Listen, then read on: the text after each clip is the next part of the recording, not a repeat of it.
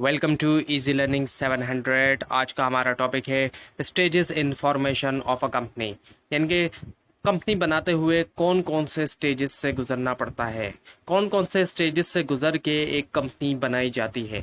तो जो पहला स्टेज होता है कंपनी बनाने के लिए वो होता है प्रमोशन का स्टेज। प्रमोशन के स्टेज में क्या होता है कि इनिशिएशन ऑफ आइडिया होता है, यानी कि एक आइडिया जहन में आता है। जो प्रोमोटर्स होते हैं, जो कंपनी बनाने वाले होते हैं, उनके जहन में एक आइडिया आता है कि हमें इस तरह का बिजनेस करना चाहिए, इस तरह का बिजनेस में प्रॉफिट भी ज़्यादा है और इस तरह का बिजनेस ज़्यादा सक्सेसफुल है। फिर उसके बाद वो क्या करते हैं, जब आइडिया उनके जहन में आता है तो वो उस आइडिया को फर्दर डिस्कस करते हैं दूसरे लोगों से, उस आइडिया के बारे में पूछते हैं दूसरे लोगों से।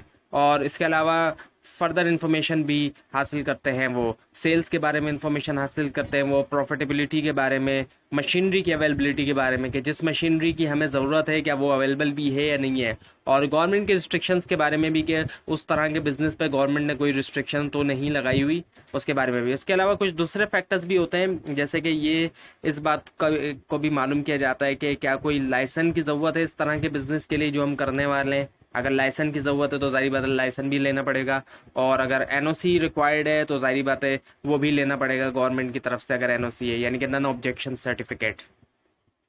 तो अगर पता चल जाता है कि कोई लाइसेंस वगैरह भी ज़रूरी है तो फिर प्रोमोटर्स क्या करते हैं, अप्लाई करते हैं लाइसेंस के लिए और परमिशन के लिए भी।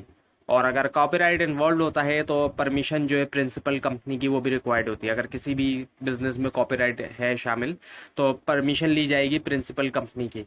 And the people started work for getting their own name, अपने नाम के लिए वो स्टार्ट करते हैं काम, एंड बिजनेस रजिस्टर्ड। इसके अलावा रिक्वायरमेंट ऑफ फंड्स, जाहिर बात है जो फंड्स हैं, जो जो भी पैसा लगेगा उसकी रिक्वायरमेंट्स।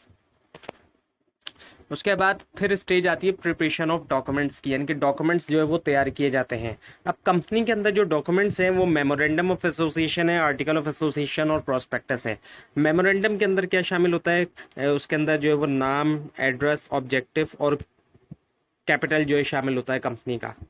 और आर्टिकल ऑफ एसोसिएशन के अंदर रूल्स और रेगुलेशन जो है वो शामिल होते हैं कंपनी के। और प्रोस्पेक्टस जो होता है वो इनिशिएशन होता है ऑफर के लिए। अब ये प्रोस्पेक्टस बिल्कुल वैसा ही होता है जिस तरीके से किसी कॉलेज का, किसी यूनिवर्सिटी का प्रोस्पेक्टस होता है, तो इसी तरह से कंपनी का भी प्रोस्पेक्टस होता है। जिस तरह किसी कॉलेज या यूनिवर्सिटी के प्रोस्पेक्टस से पता चलता है उसके बारे में, इसी तरह से कंपनी के प्रोस्पेक्टस से भी पता चलता है। अब ये इसीलिए होता है ताकि पब्लिक को जब पता चलेगा कंपनी के बारे में तो पब्लिक जो है वो कंपनी के अंदर इन्वेस्ट करना चाहिए, क्योंकि कंपनी एक ऐसी ऑर्गेनाइजेशन है, एक ऐसा बिजनेस है जहाँ पे पब्लिक भी इन्वेस्ट करती है। फिर आती है इनकॉर्पोरेशन स्टेज। अब इनकॉर्पोरेशन में क्या होता है, तमाम जितने भी डॉक्यूमेंट्स होते हैं उनको फाइल किया जाता है रजिस्ट्रार को, जो जॉइंट स्टॉक कंपनी का रजिस्ट्रार होता है उसको, और उससे परमिशन हासिल की जाती है बिजनेस के लिए। साथ में जो भी फीस रखी गई होती है, जो भी फीस सेट की गई होती है, उस वो फी भी पे की जाती है। अब एक्सपर्ट्स जो है इन डॉक्यूमेंट्स को देखते हैं, जितने भी डॉक्यूमेंट्स फाइल किए गए हैं उनको देखते हैं, उनकी एग्जामिनेशन करते हैं, इवेल्यूएशन करते हैं, और इस बात को मेक श्योर करते हैं कि ये जो क्लेम सारे किए गए हैं वो जस्टिफाई है या नहीं। अगर वो सेटिस्फाई हो जाते हैं इस बात से कि जो क्लेम्स किए गए हैं ये जस्टिफाइड हैं, तो ऐसे सिचुएशन में सर्टिफिकेट ऑफ इनकॉर्पोरेशन जो है वो इशू कर दिया जाता है कंपनी को। अब सर्टिफिकेट ऑफ इनकॉर्पोरेशन एक तरह से बर्थ सर्टिफिकेट होता है कंपनी का। अब एक वीडियो में मैंने ये बात बताई थी कि कंपनी भी एक आर्टिफिशियल पर्सन होती है। जिस वीडियो के अंदर मैंने जॉइंट स्टॉक कंपनी के बारे में बताया था कि वो क्या होती है, तो मैंने इस बात को बताया था कि कंपनी भी एक आर्टिफिशियल पर्सन है। जिस तरह इंसान एक शख्स है तो कंपनी भी एक शख्स है, ये एक मसनूई शख्स है, एक आर्टिफिशियल पर्सन है। जिस तरह से इंसान के नाम पे कोई केस कर सकता है और इंसान किसी दूसरे को के ऊपर केस कर सकता है, इसी तरह से कंपनी के नाम पे भी कोई केस कर सकता है और कंपनी भी किसी दूसरे पे केस कर सकती है। तो बर्थ सर्टिफिकेट इंसान का होता है, तो कंपनी का जो बर्थ सर्टिफिकेट है वो एक तरह से सर्टिफिकेट ऑफ इनकॉर्पोरेशन है। अब जब सर्टिफिकेट ऑफ इनकॉर्पोरेशन हो गया इनकॉर्पोरेशन स्टेज में, तो अब जो है वो कलेक्शन ऑफ कैपिटल होगी। अब कलेक्शन ऑफ कैपिटल का स्टेज है, क्योंकि अब जो है वो एक तरह से कंपनी की पैदाइश हो गई है। तो अब जो है क्या होगा, प्रोमोटर्स जो हैं वो जनरल पब्लिक को इस बात के ये बताएंगे, इन्फॉर्म करेंगे कि बिजनेस जो है वो स्टार्ट होने वाला है, क्योंकि सर्टिफिकेट ऑफ इनकॉर्पोरेशन मिल चुका है। तो अब वो ये बात बताएंगे कि बिजनेस जो है वो स्टार्ट होने वाला है, एक नई कंपनी जो है वो आने वाली है। तो अब वो लोगों से जो है वो को इन्फॉर्म करके ये कहेंगे कि इस कंपनी में आके इन्वेस्ट करें, इस बिजनेस में इन्वेस्ट करें, और इसी को कैपिटल सब्सक्रिप्शन स्टेज कहा जाता है। अब कंपनी के अंदर जो है वो पब्लिक इन्वेस्ट करती है, तो इसी स्टेज में जो है वो क्या होगा, लोगों से कहा जाएगा कि वो इन्वेस्ट करें, और इसी को कैपिटल सब्सक्रिप्शन स्टेज कहा जाता है, जिसमें कलेक्शन की जाती है कैपिटल की। और शेयर या स्टॉक जो होता है वो स्मॉलेस्ट यूनिट होता है इन्वेस्टमेंट का। जिसने भी एक शेयर खरीद लिया वो शेयर होल्डर बन जाता है, वो भी ऑनर में से एक होता है। और ये शेयर 10 से 15 रुपए का भी एक हो सकता है। और स्टॉक एक्सचेंज वो मार्केट होती है जहाँ पे लोग जो है वो एक्सचेंज करते हैं अपने शेयर्स को।